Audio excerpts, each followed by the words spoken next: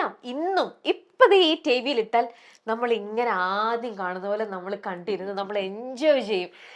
അത് അവരൊരുമിച്ചിട്ടുള്ള എത്ര എത്ര എത്ര സിനിമകൾ എടുത്താലും ആ ഒരു കോമ്പിനേഷൻ ഉണ്ടല്ലോ, അത് ഇന്നിപ്പം ഇങ്ങനത്തെ ഒരു പവർ നമുക്ക് ഫീൽ ചെയ്യുന്നില്ല. ചേട്ടൻ തോന്നുന്നില്ലേ? തീർച്ചയായിട്ടും. അത് അതെന്താ അറിയാം, ഞാൻ അച്ഛൻ്റെ ഒരു ഇൻ്റർവ്യൂവിൽ ഞങ്ങൾ പുള്ളി പറയുന്നത് എന്തോ ലാലിൻ്റെ കൂടെ അഭിനയിക്കുമ്പോൾ എനിക്ക് എന്തോ ഞാൻ എന്നെ തന്നെ മറന്നു പോകുമെന്ന് പറഞ്ഞു അച്ഛൻ പറയാറുണ്ട്. ലാൽ അത്രമാത്രം സപ്പോർട്ടീവാണ് കഥാപാത്രം ചെയ്യുമ്പോൾ എന്നൊക്കെ പറഞ്ഞാൽ അച്ഛൻ്റെ ഒരു ഇൻ്റർവ്യൂ ഞാൻ ഇടയ്ക്കിടയ്ക്ക് ഞാൻ കാണാറുണ്ട്.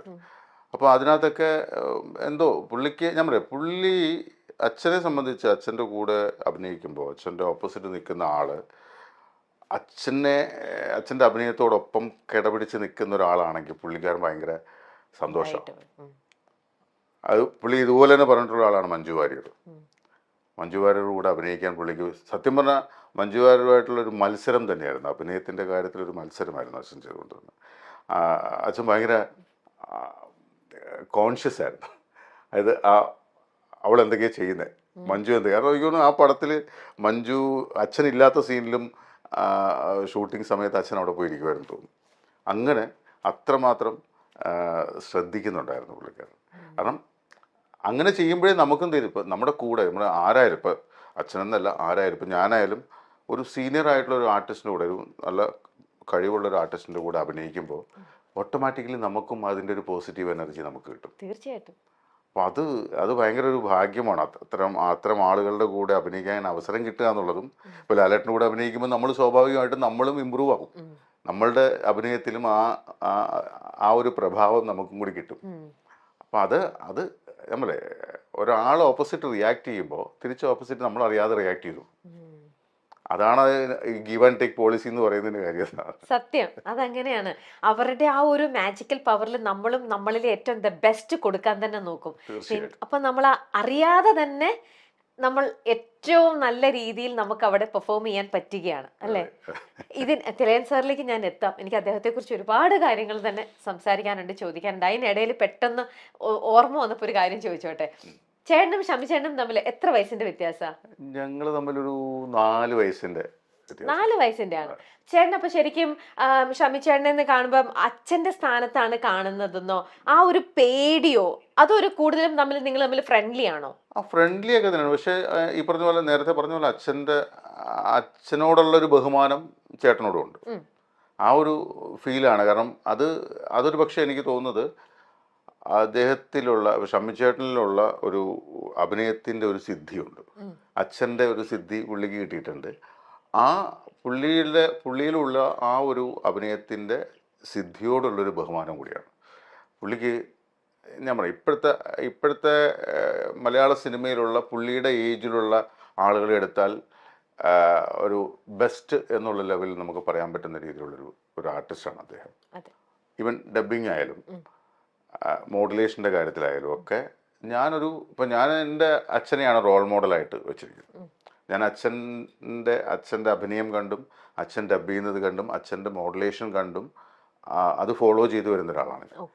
അപ്പോൾ ആ രീതിയിൽ വരുമ്പോൾ ഞാൻ എൻ്റെ കരിയർ ഞാൻ ഡെവലപ്പ് ചെയ്യുന്നതും ചേട്ടനെ കണ്ടുകൊണ്ടാണ്. ചേട്ടൻ്റെ കൂടെ ഞാൻ ഡബ്ബിങ്ങിന് പോകുമായിരുന്നു. ചേട്ടൻ്റെ കൂടെ ഞാൻ അഭിനയിക്കുന്ന കാര്യങ്ങൾ, ചേട്ടൻ അഭിനയിക്കാൻ പോകുമ്പോൾ ഞാൻ ചേട്ടൻ്റെ കൂടെ പോകുമായിരുന്നു. അതുപോലെ തന്നെ അച്ഛൻ്റെ കൂടെയാണ് കൂടുതൽ പോയിട്ടുള്ളത്. ഷമിച്ചേട്ടൻ്റെ കൂടെ ഞാൻ പോയിട്ടുണ്ട്. ഈവൻ ഡബ്ബിങ്ങിൽ ഇപ്പോൾ പ്രേം നസീറിന് ഷമിച്ചേട്ടൻ ഡബ് ചെയ്തതൊക്കെ ആ സമയത്ത് ഞാൻ കൂടെ ഉണ്ടായിരുന്നു. ഞാൻ അവിടെ ഇത് കണ്ടുകൊണ്ടിരിക്കുന്നുണ്ടായിരുന്നു. അത് പൈലറ്റ് ട്രാക്ക് ഡബ് ചെയ്തപ്പോഴും ഞാൻ കണ്ടു, ഒറിജിനൽ ഡബ് ചെയ്തപ്പോഴും ഞാൻ കണ്ടു. ആ പടം പൈലറ്റ് ട്രാക്ക് ആദ്യം ഡബ് ചെയ്യുന്നത്. കാരണം പടത്തിൻ്റെ പൈലറ്റൊന്നും ഇല്ലായിരുന്നു. കോടതിയിൽ ഇരുന്നൊരു പടമായതുകൊണ്ട് പ്രേം നസീറിന് വേണ്ടി ശബ്ദം കൊടുക്കുന്നത് അതിൻ്റെ ആദ്യത്തെ ഒരു പൈലറ്റ് ട്രാക്കാണ് ആദ്യം ഡബ് ചെയ്തത്. എന്നിട്ട് അത് ചിത്രാഞ്ജലി കൊണ്ടുവന്നിട്ടാണ് അതിൻ്റെ ഒറിജിനൽ വേർഷൻ ചെയ്തത്. അപ്പോൾ അതിനൊക്കെ കൂടെ ഞാൻ പോകുമായിരുന്നു, കാണാൻ വേണ്ടി പോകുമായിരുന്നു. അപ്പോൾ അങ്ങനെ അപ്പോൾ അദ്ദേഹത്തിൻ്റെ കഴിവുകൾ എനിക്ക് മനസ്സിലായത് കൊണ്ടാണ് എനിക്ക് ആ ഒരു രീതിയിലുള്ള ബഹുമാനം. പക്ഷെ എന്ന് വെച്ചാൽ ഞങ്ങൾ തമ്മിൽ ഫ്രണ്ട്ലി അല്ല എന്നൊന്നുമല്ല, പക്ഷെ എങ്കിലും സംസാരിക്കും, ഫ്രണ്ട്ലി ആയിട്ട് തന്നെ സംസാരിക്കും, കുഴപ്പമൊന്നുമില്ല. പക്ഷെ ഈ ഒരു അച്ഛനോടുള്ള ബഹുമാനം ഉണ്ട്. അത് വർക്കിലും നിങ്ങളൊക്കെ ഒരേ മേഖലയിൽ തന്നെ നിൽക്കുന്നത് കൊണ്ടും കൂടെ എങ്ങനെയോ എപ്പോഴോ ആ അടുപ്പം ഉണ്ടെങ്കിലും കുറച്ചും കൂടെ ഒരു ബഹുമാനം കൂടിയ ഒരു അടുപ്പത്തിലേക്കാണ് അത് പോണത് അല്ലേ? ഓക്കെ. ഇപ്പം അമ്മയുടെ ഇലക്ഷനൊക്കെ വളരെ കാര്യമായിട്ട് ഇനിയിപ്പോൾ അതേ നടന്നു, നമ്മളിപ്പോൾ കേട്ടോണ്ടിരിക്കുകയാണല്ലോ, ഫുൾ ചർച്ചകൾ വന്നുകൊണ്ടിരിക്കുകയാണ്. ഈ തിലകൻ സാറിനെ കുറിച്ച് പറയുമ്പോൾ തന്നെ നമുക്ക് എപ്പോഴും തോന്നിയിട്ടുള്ളൊരു കാര്യമാണ്, വളരെ അദ്ദേഹത്തിന്റെ ശബ്ദത്തിലുള്ള ഗാംഭീര്യവും അദ്ദേഹത്തിന്റെ അഭിനയത്തിലുള്ള ആ ഒരു ഇൻഡിവിജ്വാലിറ്റിയും ആ ആ ഒരു പ്രസൻസും, എന്താ പറയുക, ഒരു വല്ലാത്ത പവർ തന്നെയാണ് അദ്ദേഹത്തിന്. അത്രയും പവർഫുൾ ആയിട്ടുള്ള ഒരാള് ഇതുപോലത്തെ ഒരു അസോസിയേഷന്റെ അല്ലെങ്കിൽ ഇങ്ങനെ ഒരു സംഘടനയുടെയും കൂടെ തലപ്പത്ത് വന്നിരുന്നെങ്കിൽ, അദ്ദേഹം ഒരിക്കലും ഇങ്ങനെ ഒരു സംഘടനയുടെ ഭാഗമായിട്ട് അങ്ങനെ വന്നിട്ടില്ലല്ലോ. അപ്പം ഇടയ്ക്ക് കുറച്ച് ആൾക്കാർ പറഞ്ഞു കേട്ടിട്ടുണ്ട്, അദ്ദേഹത്തെ പോലത്തെ ആൾക്കാർ അതിന്റെ മുന്നിൽ നിന്നിരുന്നെങ്കിൽ എന്ന്. ചേട്ടന് തോന്നിയിട്ടുണ്ടോ? അച്ഛനാണോ ഉദ്ദേശിച്ചത്? അല്ല, അങ്ങനെ ഞാൻ ഒരിക്കലും അച്ഛനെ എൻ്റെ തലപ്പത്ത് വരണമെന്നൊന്നും ഞാൻ ആഗ്രഹിച്ചിട്ടില്ല. അച്ഛൻ, ഞാൻ പറയാം, കുറേ കാര്യങ്ങൾ ആദ്യത്തെ തുടങ്ങിയ സമയത്തുള്ള കാര്യങ്ങളിലൊക്കെ അച്ഛൻ, എനിക്ക് തോന്നുന്നു സിനിമാ സമരം അന്നുണ്ടായിരുന്നു.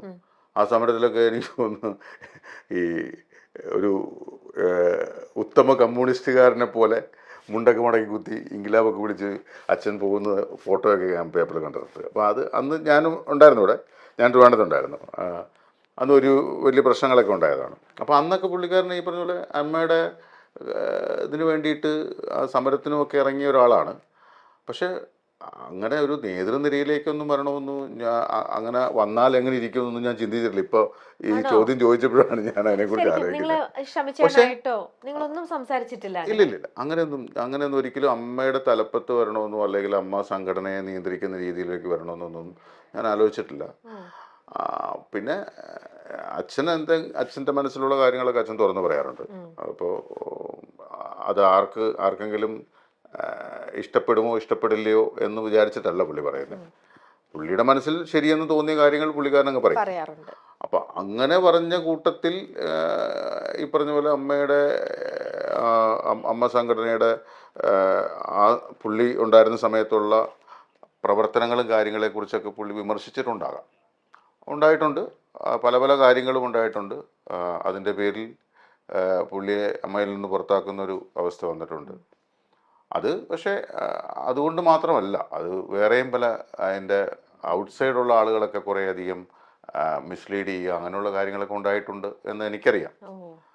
പിന്നെ അതിൻ്റെ ഭാഗമായിട്ടും കൂടിയാണ്. കാരണം ഒരാളുടെ തൊഴിൽ നഷ്ടമാകുമ്പോഴാണല്ലോ സ്വാഭാവികമായിട്ടും ഒരു പെട്ടെന്നൊരു സുപ്രഭാതത്തിൽ ഇപ്പോൾ ഒരു സിനിമയിൽ ബുക്ക് ചെയ്തിട്ട് ആ സിനിമയിൽ നിന്ന് പെട്ടെന്നൊരു കാരണവുമില്ലാതെ മാറ്റുക എന്ന് പറയുമ്പോൾ സ്വാഭാവികമായിട്ടും ഉണ്ടാവുന്ന ഒരു വിഷമത്തിലും ദേഷ്യത്തിലും പുള്ളി എന്തെങ്കിലുമൊക്കെ പറഞ്ഞിട്ടുണ്ടാവും.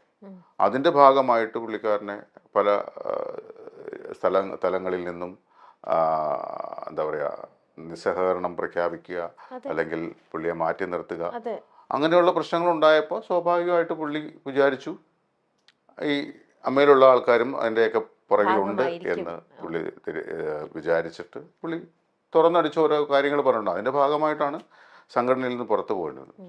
പക്ഷെ അങ്ങനെ അച്ഛൻ ഇതിന്റെ തലപ്പത്തേക്ക് വരണമെന്ന് ഞാൻ ചിന്തിച്ചിട്ടുമില്ല, അങ്ങനെ വിചാരിച്ചിട്ടുമില്ല. പക്ഷെ ഇങ്ങനെ നമ്മുടെ നിലപാട് നമ്മൾ പലപ്പോഴും പറയുമ്പോൾ അത് പറയാൻ ധൈര്യമുണ്ടായിരുന്നു തിലകൻ സാറിനെന്ന്, അല്ലെ?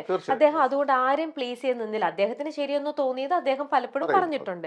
പക്ഷെ മക്കള് നിങ്ങളെന്നുള്ള രീതിയിൽ നിങ്ങളിപ്പോൾ പറഞ്ഞിട്ടുണ്ട്, അച്ഛൻ ഇങ്ങനെ എല്ലായിടത്തും ഇങ്ങനെ സംസാരിക്കുമ്പോൾ അത് നിങ്ങളെയും കൂടെ ഏതെങ്കിലും ഒരു രീതിയിൽ ബാധിക്കുന്നു, അല്ലെങ്കിൽ നമ്മൾ ശത്രുക്കളെ കൂടുതലായിട്ട് വരുത്തി വെക്കുകയാണ്, അപ്പം അധികം അങ്ങനെ സംസാരിക്കണ്ട എന്നുള്ളൊരു ഇത് എന്തെങ്കിലും നിങ്ങൾ മക്കളുടെ സ്ഥാനത്ത് നിങ്ങൾ പറയുമോ? അങ്ങനെ എന്തെങ്കിലും ഉണ്ടായിട്ടുണ്ടോ? ഇല്ല, അച്ഛനോട് ഒരിക്കലും നമുക്ക് അങ്ങനെ പറയാൻ പറ്റില്ല. കാരണം അങ്ങനെ പറയുന്നതും ശരിയല്ല. കാര്യം എന്ന് വെച്ചാൽ എൻ്റെ ഒരു രീതി എന്ന് പറഞ്ഞാൽ, എൻ്റെ ഒരു വിശ്വാസം, ഇപ്പോൾ അച്ഛൻ അങ്ങനെ പറഞ്ഞതുകൊണ്ട് എൻ്റെ അവസരങ്ങൾ നഷ്ടപ്പെട്ടിട്ടുണ്ടാകാം, ഇല്ലായിരിക്കാം. പക്ഷെ അത് ഞാൻ കണക്കാക്കുന്നില്ല. കാരണം ഞാൻ ചിന്തിക്കുന്നത്, ഞാൻ വിശ്വസിക്കുന്നത്, എനിക്കുള്ളതാണെങ്കിൽ എനിക്ക് വരും, അല്ലേ? എനിക്കുള്ളപ്പോൾ ഞാൻ അതിന് ഉദാഹരണം പറയുന്നത് ഇത്രയേ ഉള്ളൂ. ഓരോ അരിയിലും അത് കഴിക്കേണ്ടവൻ്റെ പേര് എഴുതി വെച്ചിട്ടുണ്ട്. അങ്ങനെ വിശ്വസിക്കുന്ന ഒരാളാണ് ഞാൻ. അപ്പോൾ എനിക്കുള്ളത് എനിക്ക് വരുമ്പോൾ അച്ഛൻ അങ്ങനെ പറഞ്ഞതുകൊണ്ട് എന്നെ ഏതെങ്കിലും അത് അയാളുടെ മോനല്ലേ അതുകൊണ്ട് വേണ്ട എന്ന് തീരുമാനിച്ചിട്ടുണ്ടെങ്കിൽ ഓക്കെ, അതെനിക്കുള്ളതല്ല, അത്രേ ഉള്ളൂ. ഞാൻ അങ്ങനെ ചിന്തിക്കുന്നുള്ളൂ. നമ്മുടെ കിരീടം സിനിമയില് തിലകൻ ചേട്ടൻ പറയുന്നുണ്ട്, നിന്റെ അച്ഛനാടാ പറയുന്നത് കത്തി താഴെ ഇടണമെന്ന് പറയുന്ന ഒരു സീനുണ്ടല്ലോ. അപ്പം അതൊക്കെ നമ്മളിങ്ങനെ കാണുമ്പോഴത്തേക്ക് അതൊക്കെ ഒരു അച്ഛൻ എത്ര ഇമോഷണൽ ആയിട്ട് അവിടെ പറയുന്ന ഒരു ഡയലോഗാണ്. ഇതുപോലത്തെ എന്തെങ്കിലും ഒരു സീക്വൻസ്, എന്തെങ്കിലും ഒരു ഡയലോഗോ നിങ്ങളുടെ അടുത്ത്, ഇപ്പൊ എനിക്ക് ചോദിക്കുമ്പോ ശോഭിച്ചേട്ടൻ്റെ അടുത്തോ ഷമിച്ചേട്ടൻ്റെ അടുത്തോ നിങ്ങളുടെ അടുത്ത് എന്തെങ്കിലും പറഞ്ഞ അവിടെ അച്ഛന്റെ ആ ഒരു രൂപം ഒന്ന് പറയാവോ? ഇല്ല, അങ്ങനെ കത്തി താഴെ ഇടാന്നുള്ളതല്ല, പക്ഷെ ആ അച്ഛന്റെ പവറിൽ നിന്ന് പറയില്ലേ, മക്കളുടെ അടുത്ത് ചീത്ത പറയാ, അല്ലെങ്കിൽ എടാ നിന്റെ അച്ഛനാടാ പറയുന്നത്, നിന്നോട് അത് നീ അത് ചെയ്യേ, അങ്ങനെ അല്ല എന്തെങ്കിലും. അത് അച്ഛൻ നമ്മളോട് സ്ഥിരം പറയാറുള്ളൂ. ഇപ്പം ഞാൻ പറയട്ടെ, ഇപ്പം ഞാൻ അച്ഛൻ ഞാൻ പഠിച്ചുകൊണ്ടിരുന്ന സമയത്ത് അച്ഛനിങ്ങനെ ഷൂട്ടിംഗ് ആയിട്ട് തിരക്ക് പോകുന്ന സമയത്തൊക്കെ നമ്മൾ മാസത്തിന് ചിലവ് പൈസ വേണമല്ലോ. അപ്പോൾ ഇത് വാങ്ങിക്കാനായിട്ട് അച്ഛനെ വിളിക്കുമ്പോൾ അച്ഛൻ ചിലപ്പോൾ കോഴിക്കോടായിരിക്കും, ചിലപ്പോൾ ഊട്ടിയിലായിരിക്കും, അല്ലെങ്കിൽ ചിലപ്പോൾ ഒറ്റപ്പാലത്തായിരിക്കും, അങ്ങനെ എവിടെയെങ്കിലുമൊക്കെ ആയിരിക്കും. അപ്പോൾ ഞാൻ എറണാകുളത്ത് നിൽക്കുന്ന സമയത്ത് ഞാൻ ചിലപ്പോൾ വിളിക്കുമ്പോൾ അച്ഛൻ ട്രിവാൻഡ്രത്തായിരിക്കും. അപ്പോൾ അച്ഛനെ കാണാനായിട്ട് ഞാൻ വരും. ഞാൻ അവിടെ നിന്ന് വണ്ടി ബസ്സിലൊക്കെ കയറി ട്രിവാൻഡ്രത്ത് വന്ന് പുള്ളിയോട്, അപ്പോൾ അന്നത്തെ കാലത്ത് വെച്ചാൽ 2000 രൂപയൊക്കെ മതി ഒരു മാസത്തെ ചിലവെന്നത്. 2000 രൂപ ചോദിക്കുമ്പോൾ ഒരു 20,000 രൂപയുടെ വഴക്ക് പറയും, എന്നിട്ട് ഈ 2000 രൂപ തരും. അപ്പോൾ ഇതൊക്കെ നമുക്ക് അത് ഇന്ന ഡയലോഗൊന്നുമില്ല. നമ്മളങ്ങോട്ട് ഞാൻ പറഞ്ഞു ചില സമയത്ത് നമ്മൾ അവിടെ നിന്ന് വന്നിട്ട് പെട്ടെന്ന് പോകാമെന്നൊക്കെ വിചാരിച്ചായിരിക്കും വരുന്നത്. പക്ഷെ ഒരു 6 മണിക്കൂർ 12 മണിക്കൂറൊക്കെ ഒറ്റ നിന്ന നിപ്പിൽ സംസാരിക്കും അച്ഛനുമായിട്ട്. അത് ഇടയ്ക്ക് ഭക്ഷണമൊക്കെ കഴിക്കും, ഇടയ്ക്ക് അവിടെ പോയി ആഹാരമൊക്കെ കഴിച്ചിട്ടൊക്കെ വന്നിട്ട് പിന്നെയും സംസാരിക്കും. അപ്പോൾ ഈ സംസാരിക്കുന്ന അവിടെ അച്ഛൻ ബെഡിൽ ഇങ്ങനെ കിടക്കും, ഞാൻ അവിടെ നിൽക്കുമായിരിക്കും. ചിലപ്പോൾ എനിക്ക് തോന്നിയാൽ ഒരു കസേര വലിച്ചിട്ട് ചിലപ്പോൾ കസേര ഇരുന്നുകൊണ്ട് അച്ഛനോട് സംസാരിക്കും. ഈ സംസാരിക്കുന്നത് മുഴുവൻ പല പല കാര്യങ്ങളാണ്.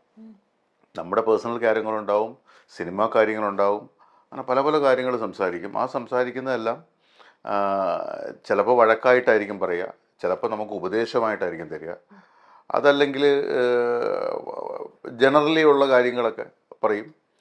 അങ്ങനെ ഒരുപാട് കാര്യങ്ങൾ പറയും. പക്ഷെ അതിനകത്തൊരു പ്രത്യേകിച്ച് ഇപ്പോൾ ഈ പറഞ്ഞ പോലെ അച്ഛനാണ് പറയുന്നത് കത്തി താഴെ എന്ന് പറയുന്ന രീതിയിലൊരു ഡയലോഗ് നമുക്ക് ഓർത്തിരിക്കാൻ പറ്റില്ല അച്ഛൻ പറയുന്നതായിട്ട്. പക്ഷെ അച്ഛൻ്റെ കൂടെ ഒരു 2 മണിക്കൂർ സംസാരിച്ചാൽ നമുക്ക് ഒത്തിരി കാര്യങ്ങൾ ഒരുപാട് കാര്യങ്ങൾ നമുക്ക് കിട്ടും. നമുക്ക് ഈ പറഞ്ഞ പോലെ ഞാൻ നേരത്തെ പറഞ്ഞില്ലേ അച്ഛനെ ഫോളോ ചെയ്യുന്നതിനാണെന്ന് ഞാൻ പറഞ്ഞു. അപ്പം അച്ഛൻ്റെ അഭിനയത്തിൻ്റെ കാര്യത്തിലും അച്ഛൻ മുഖത്ത് വരുത്തുന്ന എക്സ്പ്രഷൻ്റെ കാര്യത്തിലും അച്ഛൻ്റെ കൂടെ 2 മണിക്കൂർ സംസാരിച്ചാൽ നമുക്ക് കിട്ടും. അതെനിക്ക് മാത്രമല്ല, നമ്മുടെ അച്ഛൻ്റെ കൂടെ അഭിനയിച്ചിട്ടുള്ള പല ആളുകളും ഞാൻ കണ്ടിട്ടുണ്ട്. വെറുതെ ഒരു കാര്യമില്ലാതെ അച്ഛനെ വിളിക്കും, ചേട്ടാ ഞാനൊന്ന് അങ്ങോട്ട് വന്നോട്ടെ, എനിക്ക് വയ്യ, എൻ്റെ നടുവ് വയ്യാതിരിക്കുക, ഒരുപാട് നേരം ഇരുന്ന് സംസാരിക്കാൻ പറ്റില്ല. ഇല്ല, ഒരു 10 മിനിറ്റ് സംസാരിച്ചിട്ട് ഞാൻ പൊക്കോളാം എന്നും പറഞ്ഞ് വരും.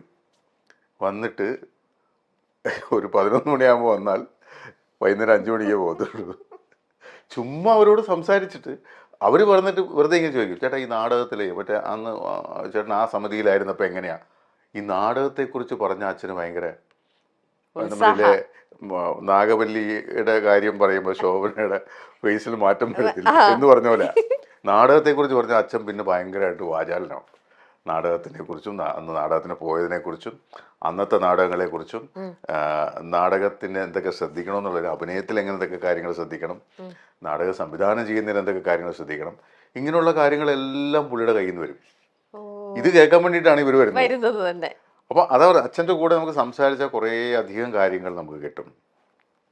ഞാനിന്ന് എന്തെങ്കിലുമൊക്കെ ആയിട്ടുണ്ടെങ്കിൽ, എന്തെങ്കിലുമൊക്കെ ഇപ്പം ഞാൻ പറഞ്ഞ പോലെ ഈ സിനിമയിൽ അഭിനയിക്കുന്നതായാലും സീരിയലിൽ അഭിനയിക്കുന്നതായാലും അല്ലെങ്കിൽ ഡബ് ചെയ്യുന്നതായാലും എന്തെങ്കിലുമൊക്കെ ഞാൻ അച്ചീവ് ചെയ്തിട്ടുണ്ടെങ്കിൽ അതെല്ലാം അവിടെ നിന്ന് കിട്ടിയതാണ്. അപ്പോൾ അതുകൊണ്ട് അച്ഛൻ ഇങ്ങനെ പറയുന്നു എന്ന് പറയാനായിട്ട് പ്രത്യേകിച്ച് പറയാൻ എല്ലാം പറയാറുണ്ട്. നിങ്ങൾ